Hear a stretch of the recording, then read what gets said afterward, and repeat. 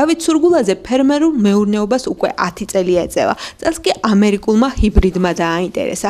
მუნიციპალიტეტის ტერიტორიაზე სოფელ მერიაში ჰექტრობით ფართობი აიღო და აღნიშნული მარცვლოვანი კულტურა დათესა. ერთ ფართობზე დავითი კარგ მოსავალს ელოდება და ამბობს, რომ ამერიკულმა ჰიბრიდმა აღნიშნული ნიადაგი კარგად შეითვისა. შემოსული იყო სახელმწიფოში ყვითელი ჰიბრიდული სიმინდი, რომელიც იძლევა მაღალ მოსავალს, ამ დროს რა ვიცი, ყველანაირად მაღალ კალორიულია და რაც ჩვენ გვაინტერესებდა, ალბათ აკმაყოფილებდა ის წინასწარი მონაცემები. დავთესეთ და მივიღეთ შედეგი, რაზეც დავთესეთ, სადაც სიმშრალე იყო, სადაც ამიდმა ოდნავ მაინც შეუწყო ნიადაგმა შეუწყო და ამიდმა პირიქით შეუწყო ხელი, იქ გამოვიდა კარგი მოსავალი. მიმდებარე საყანე ფართობზე კი წყლიანმა და დაჭაობებულმა მიწამ ამერიკულ თესს აღმოცენების საშუალება არ მისცა. გურული ფერმერი ხელისუფლების მხრიდან გარკვეული შეღავათების გაწევაზე საუბრობს. იგივე სიმინდია დათესილი, იგივე პირობები, იგივე აღრონიზიებებია ჩატარებული, რომელიც წინა ფართობში, მაგრამ აქ აღმოჩნდა, რომ ნიადაგი უფრო ნაკლებად ატარებს ტენს ვიდრე ის ნაკვეთი და აქ დავზარალდით.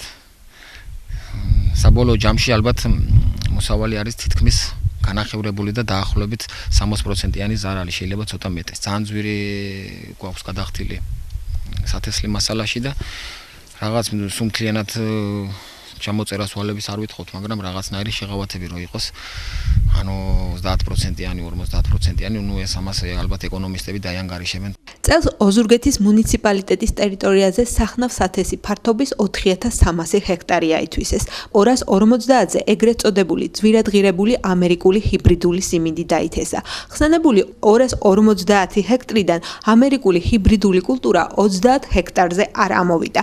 ეს ის მონაცემებია, რომელსაც ჯერჯერობით ოფიციალურად ავრცელებენ. ოზურგეთის მუნიციპალიტეტის გამგებლის მოადგილე ლაშა ღლონტი ჰიბრიდის უხმოსავლიანობაზე და მის უპირატესობაზე მოგვითხრობს.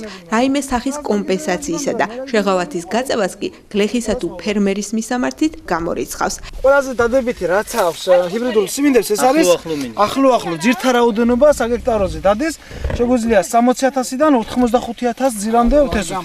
თუკი ნიადაგი შესაბამისად დამუშავებულია, განოყიერებულია და აგროორგანიზებები ყველაფერი დროულად ჩატარებული. ამ შემთხვევაში შესაბამისი შედეგსაც მივიღებთ, ფაქტი სახეზია. მოსახლეობამ ეს ვერ გაითავისა და ახალ ტექნოლოგიებზე ვერ გადავიდა და ამ შემთხვევაში მოსახლეობამ გაჭრა მაინც როგორც ჩვეულებრივი სიმინდი, დაშორება გაუკეთა 40 სანტიმეტრი, 45 სანტიმეტრი, როცა ამისათვის სულაც საკმარისია 16, 18, 20 სანტიმეტრზე იყოს დაშორებული. ჩვენ ვფიქრობთ, რომ აუცილებლად უნდა დაფარონ ენსტახა, იმიტომ რომ მომავალ წელშიც თუკი ეს ტენდენცია იქნება, რომ სახელმწიფო რაღაცას მუქთად არიგებს, რაღაც არის უფასო, მაშინ სათანადოდ არც მომავალ წელს ინტერესი არ ექნებათ, რომ დაიცვან ეს აგროორგანიზებები. ექსპერტები თვლიან, რომ არასწორად გაცემულმა რეკომენდაციებმა მოგცვა ის სურათი, რაც დღეის მონაცემებით გურიაში გვაქვს. რის ფაქტორები, რომ დასავლეთ საქართველოს ნიადაგი ვარგისიანად ვერ გამოდგებოდა ამერიკული ჰიბრიდისთვის, თუ მიწა სპეციალური წესით არ იქნებოდა სათესად მომზადებული, თავისთავად მაღალი დოზით არსებობდა. თუმცა ექსპერტების აზრით, ამაზე თესლის გასაღებისას არავის უსაუბრია. რეკომენდაციები არ დაიდო წინასწარ. სად უნდა დაეთესა? ეს თესლი არის ზომით პატარა, ვიდრე ქართული სიმინდებია და ეს ნიშნავს, რომ მასში საკვები ნივთიერება ცოტა და აღმონაცენს ისეთი ენერგია არ აქვს, როგორიც ჩვენ სიმინდს აქვს. ამიტომ ეს მექანიზაციაზე გათვლილია, ის სპეციალური სათესარით უნდა დათესილიყო და 6 სანტიმეტრს არ უნდა ჩაშორებოდა სიღრმე. გარდა ამისა, აუცილებლად ძალიან კარგად გაფხვიერებული მიწა უნდა ყოფილიყო. იმიტომ დატკეპნილ და ცუდად დამუშავებულ მიწაშიც არ ეყოფოდა ენერგია ამოსასვლელად. უნდა ვივარაუდოთ, რომ მომავალში რეკომენდაციები თესვასთან დაკავშირებით მართებულად გაიცემა. აგროტექნიკური სამუშაოები კი დროულად ჩატარდება.